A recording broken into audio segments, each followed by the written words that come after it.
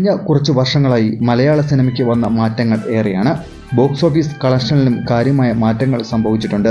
ഇപ്പോഴിതാ 2000-ന് ശേഷം ഇറങ്ങിയ മലയാള സിനിമകളിൽ ഓരോ വർഷവും ഏറ്റവും കൂടുതൽ കളക്ഷൻ നേടിയ ചിത്രങ്ങളുടെ കണക്ക് പുറത്തെത്തിയിരിക്കുകയാണ്. 24 വർഷത്തെ കണക്കാണിത്. ചില ഓൺലൈൻ മീഡിയകളിൽ വന്ന റിപ്പോർട്ട് ഇങ്ങനെയാണ്. 2000-ൽ മലയാളത്തിൻ്റെ സ്വകാര്യ അഹങ്കാരം മോഹൻലാലിൻ്റെ നരസിംഹമാണ് കൂടുതൽ കളക്ഷൻ നേടിയത്. 21 കോടി രൂപയാണ് ചിത്രം നേടിയത്. 2001-ൽ മോഹൻലാലിൻ്റെ തന്നെ രാവണപ്രഭുവായിരുന്നു മുന്നിൽ.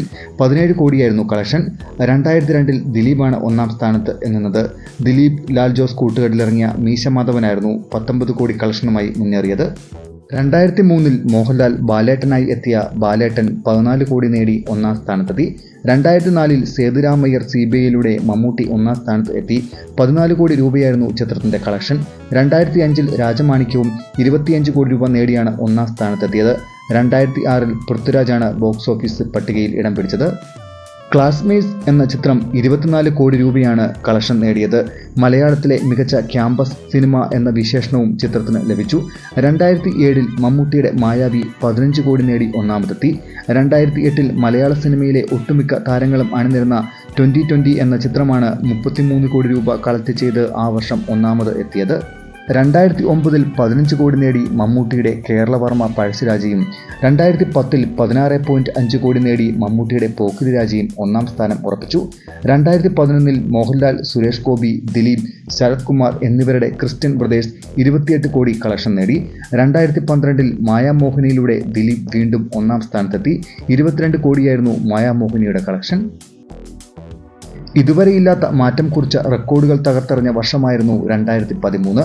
മോഹൻലാൽ, ജിത്തു ജോസഫ് കൂട്ടുകെട്ടിൽ എത്തിയ ദൃശ്യം ആദ്യമായി 50 കോടി കളക്ട് ചെയ്യുന്ന മലയാള ചിത്രമായി മാറി. ചിത്രം പിന്നീട് ആഗോളതലത്തിൽ 75 കോടിയും കളക്ട് ചെയ്തിട്ടുണ്ട്. 2014-ൽ ദുൽഖർ, നിവിൻ പോളി, ഫഹദ് ഫാസിൽ ചിത്രം ബാംഗ്ലൂർ ഡേയ്സ് ഒന്നാമതായി. 45 കോടിയാണ് ഈ ചിത്രം നേടിയത്. 2015-ൽ പ്രേമത്തിലൂടെ നിവിൻ പോളിയാണ് മുന്നിലെത്തിയത്. 60 കോടി കളക്ഷനാണ് അന്ന് ചിത്രത്തിന് ലഭിച്ചത്. ഇതിനുശേഷം മലയാള സിനിമ മറ്റൊരു ചരിത്രം സൃഷ്ടിച്ച വർഷമായിരുന്നു 2016. മോഹൻലാലിൻ്റെ പുലിമുരുകനിലൂടെ ആദ്യമായി 100 കോടി ക്ലബിൽ മലയാള സിനിമ മുത്തമിട്ടു. 2017-ൽ രാംലീലയുടെ ദിലീപ് വീണ്ടും ഒന്നാമതെത്തി. 50 കോടിയാണ് ചിത്രം നേടിയത്. 2018-ൽ നിവിൻ പോളിയുടെ കായംകുളം കൊച്ചുണ്ണിയായിരുന്നു മുന്നിൽ. 72 കോടി രൂപയാണ് ചിത്രം നേടിയത്. ഇതിൽ മോഹൻലാലും അതിഥി വേഷത്തിൽ എത്തിയിരുന്നു. 2019-ൽ മറ്റൊരു ചരിത്രം കുറിച്ചുകൊണ്ടായിരുന്നു മോഹൻലാലിൻ്റെ ലൂസിഫറിന്റെ വരവ്.